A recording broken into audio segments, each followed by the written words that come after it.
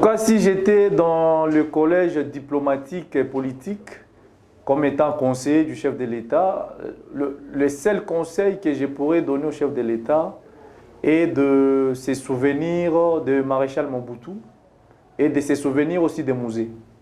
Il ne peut pas puiser loin qu'au Congo. Il doit se référer à ces deux personnages-là qui ont incarné le patriotisme.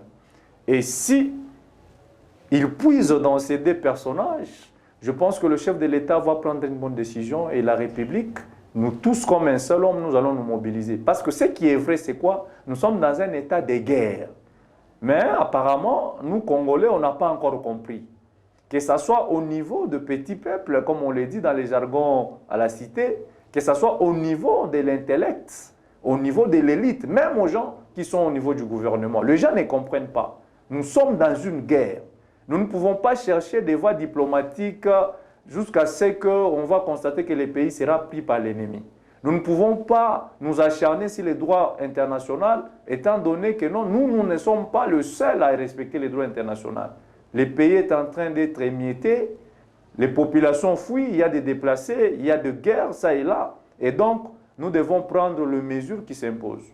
S'il faut fermer les frontières, toutes les frontières, nous les formons, nous allons les fermer. S'il faut rompre les relations diplomatiques avec les gens qui sont derrière le Rwanda et ses supplétifs, il faut le faire. Ce sont des mesures courageuses, mais ça nécessite les sacrifices. Les sacrifices et l'unité nationale. Donc le chef de l'État a le pouvoir de réfléchir. Il a aussi cette possibilité de convoquer les fils et filles de cette République pour que nous puissions réfléchir dans ce sens-là.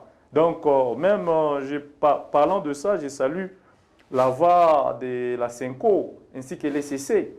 Ce qu'ils sont en train de faire, je pense que s'ils nous ramenaient tous ensemble autour d'une table et que nous puissions penser comment faire la guerre contre l'ennemi. Il ne s'agit pas de partage du pouvoir, il s'agit d'une union sacrée pour défendre l'intérêt de la nation et bousculer l'ennemi jusqu'en dehors de nos frontières. Bon, je pense que la situation actuelle n'est pas comparable à l'ancienne situation. À l'époque disons les général-major Joseph Kabila, les M23 n'avaient pas pris Kivu. Ils n'ont pas pris Bukavu. Ils avaient pris seulement la ville de Goma. Avec l'inkundabatoire et tout ça et tous ces mondes-là. Bon, il y a eu des négociations. Ces négociations ont abouti à ce que nous appelons mixation. Il y a eu mixage, brassage et tout. Nous avions pris les soldats du M23. Il y en a d'autres qu'on a récupérés, qui ont déposé les armes. Il y en a qui sont partis. Et voilà, notre armée est infiltrée. À ce jour, M. Azer, nous ne pouvons pas accepter que notre armée soit encore infiltrée. Sinon, nous allons faire ce qu'on appelle le cercle vicieux. Nous allons tourner en rond. Le même problème vont produire le même effet et les mêmes causes vont encore revenir et vont surgir. Donc, nous allons rester dans un engrenage où il n'y aura jamais une solution. Donc, nous devons saisir les taureaux par ses cornes d'une manière définitive. Et pour le faire, moi, je ne suis pas sûr que les voies diplomatiques vont nous amener à ce que nous appelons une solution définitive. Nous devons nous engager et sur le plan diplomatique et sur le plan militaire. Mais pour ce faire, nous devons mobiliser la nation. Et pour mobiliser la nation, nous devons avoir un langage d'unité nationale. Il faudrait que certains politiques qui sont aux affaires puissent se départir des triomphalismes, de tout ce qu'il y a comme langage séparatiste. Et que nous puissions nous déclarer vraiment que nous sommes dans la guerre. Notre armée n'est pas en fuite. Normalement, dans le langage militaire, on dit repli stratégique.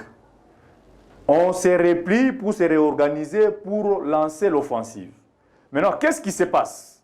Donc, il y a une guerre sur le plan de la désinformation. La communication n'est pas bonne.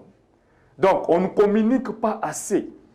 Comment se fait-il que l'ennemi n'a pas encore piétiné la ville, mais les gens ont déjà évacué la ville? C'est ce qui s'est passé au niveau de Bukavu. Entre-temps, il y a des traîtres. Alors, vous voyez un peu, ça complique encore la situation. Il y a des traîtres dans l'armée, il y a des traîtres dans les services de renseignement. Toutes ces choses-là compliquent encore la donne. Donc, on ne sait pas comment procéder. Parce que toutes les informations qui sont dégagées au niveau de l'état-major général et dans des zones opérationnelles, ce sont des informations qui sont déjà vendues à l'ennemi. Et ça, nous devons nous décider qui peut être chef dans l'armée, qui ne peut pas l'être. Oui, nous pouvons accepter la nationalité de ceci et de cela, mais nous ne pouvons pas donner à n'importe qui la responsabilité de gérer notre avenir. Il y a des gens qui sont dans l'armée qui ne sont pas dignes d'être Congolais. Il y a des gens qui sont là avec nous, mais ils ne sont pas avec nous. Bon, j'ai été choqué, hein? J'ai suivi le vice-gouverneur du Nord Kivu. Bon, le Congolais ne sont pas ennemis de leur pays. Nanga est Congolais. Écoutez, il y a une nuance. Les Congolais ne sont pas ennemis de leur pays. Il y a un problème. Il y a des opportunistes et des gens qui veulent se remplir les poches, même au prix de sacrifices, n'est-ce pas, de tuer toute la population. Et ils ont besoin d'argent. Moi, je ne pense pas que nous, Congolais, nous n'aimons pas notre pays. Parmi nous, il y a des gens qui manifestent l'incivisme. Ce sont des gens qui ne sont pas des patriotes. Alors, ce sont ces gens-là qui combattent, n'est-ce pas, la République avec l'ennemi ensemble. Et donc, comme vous venez de dire que est-ce que cela est possible que nous puissions changer la situation étant donné que les Congolais sont eux-mêmes ennemis du Congo. Or, il y a la manière de refaire les choses. Nous devons nous référer à Musée. L'ennemi s'est proclamé, l'ennemi a attaqué. Moi, j'étais à Kin à cette époque. On nous a coupé l'eau et le courant. Et nous avons fait des semaines, mais nous avions eu la chance, nous avions été évacués de Kinshasa vers le Lubumbashi. Mais nos frères qui sont restés, ils ont passé un long moment, sans l'eau et le courant. Et donc, nous ne pouvons pas accepter que l'ennemi puisse nous dompter. Nous ne pouvons pas accepter que l'ennemi puisse nous manipuler jusqu'à ce que nous allons vendre le pays. Non, pas question. Donc, il y a lié que les forces vives de la nation s'élèvent comme un seul homme. Qu'on puisse mobiliser les gens. Les séparatismes, parce que vous savez ce qui nous sépare, c'est quoi? Moi, je le dis tout haut. Je le dis parce qu'il y a des gens qui ne veulent pas le dire. Vous savez, les gens n'arrivent pas à se fédérer autour du chef de l'État parce que les gens pensent que non, il y a pouvoir à Bakassai. L'autre dit que non, le pouvoir de l'IDPS. Non, le Congo n'appartient ni à l'IDPS ni aux Kassaïens. Les Kassaïens sont nos frères. Nous, on est ceci, on est Ngala, on est Chokwe, ainsi de suite.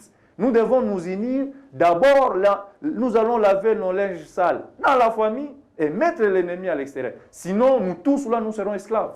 Et c'est très compliqué. Merci beaucoup, M. Azer.